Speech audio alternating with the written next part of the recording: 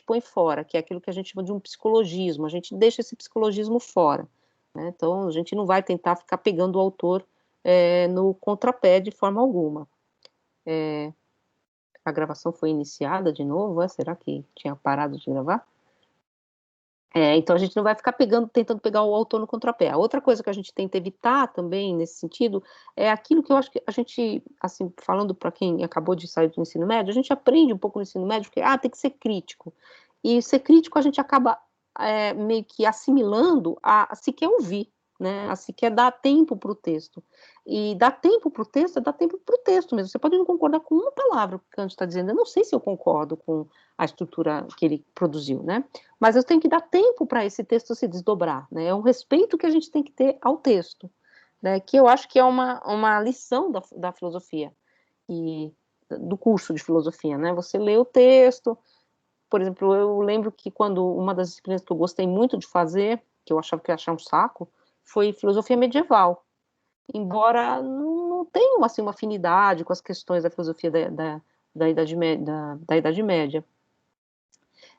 Eu tinha muito essa relação com a estrutura do texto. Você lê a Suma Teológica, você lê, sei lá, os textos do Tomás de Aquino, é uma máquina de pensar, assim, um argumento vai causando no outro, assim, e é um jogo de pensamento, apesar de talvez eu não concordar, entre aspas, né, porque não é essa a questão, aquilo te põe um movimento de pensamento que serve como modo de exposição para outras coisas, sabe? Tu te faz ser não que eu seja, tá, gente? Mas uma pessoa que é capaz de montar um argumento muito mais interessante. O Tomás de Aquino é uma figura fascinante, por mais que as questões do Tomás de Aquino, para mim, pelo menos, não são questões que me movem, né? Mas o texto, a estrutura do texto é fascinante. E aí eu quase fui fazer filosofia medieval na vida. Fiz um texto enorme li um monte de comentador, sabe? Fiz um texto enorme, nem era a Suma Teológica que era para ler, eu fui ler.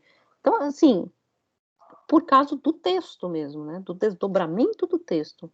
Muito embora as questões que o texto tratasse, se alguém falasse assim, você quer ler Tomás de Aquino? Eu falava, não, que eu vou ler isso aí, né? Não me interessa, né? O ente e a essência, né? O ente e a essência é um livro lindo. Agora, pelo seu modo de exposição, né? A estrutura lógica do texto na lógica, né? Que vocês vão ver. Dá um tempo para o texto, deixa o texto se explicitar. E também acho que, assim, dá para a gente, o leitor, o filósofo, né? O filósofo não, aqui a gente está um pouco como especialista de filosofia, né? O filósofo é aquele que cria a sua própria teoria e tal, assim, enfim, é um outro passo. Dá para nós também um lugar mais confortável, que assim, você não precisa saber tudo, né?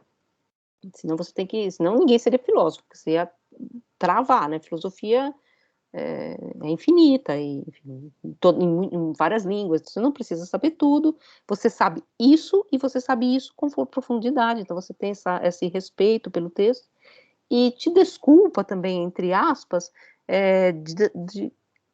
de uma espécie de crítica em torno do que é a filosofia, que vocês vão depois descobrir, que muitas vezes já vem junto com o texto, né? Você já pega o texto como se ele já tivesse toda uma borda, né? Enfim, que ele carrega, é claro, carrega, né, gente? Porque são textos que moveram o bem e o mal, né? Esses textos, depois eu vou falar inclusive disso no Rego, esses textos matam, esses textos produzem vida e morte, esses textos produzem revolução, condenação, né? Enfim, não estou dizendo que não, né? Mas você consegue também ter uma pureza do texto, né? E, claro, depois devolver esse texto para os seus problemas. Eu não estou querendo, de forma alguma, fazer desses textos um monte de poliana, não é leitura poliana, né? Enfim, é leitura do argumento, né? Vamos ler o argumento. Se o argumento se sustenta, mesmo que a verdade que esse argumento está produzindo ao fim e ao cabo não seja exatamente uma verdade ou um resultado que hoje em dia faça sentido, inclusive, né? A gente vai ver isso, por exemplo, na física de Aristóteles, né? Claro que ele não conhecia a física moderna, né? Então é um pouco essa questão. Tem até uma coisa que o pessoal vai falar muito disso para vocês, principalmente o pessoal que tem mais a formação da Unicamp. Existe quase uma espécie de estética do prazer do texto, né? Você fala, nossa, olha como esse cara construiu esse texto, assim, né? Que é quase uma estética mesmo, né? Não que a gente deva ler desse modo, mas existe um pouco isso.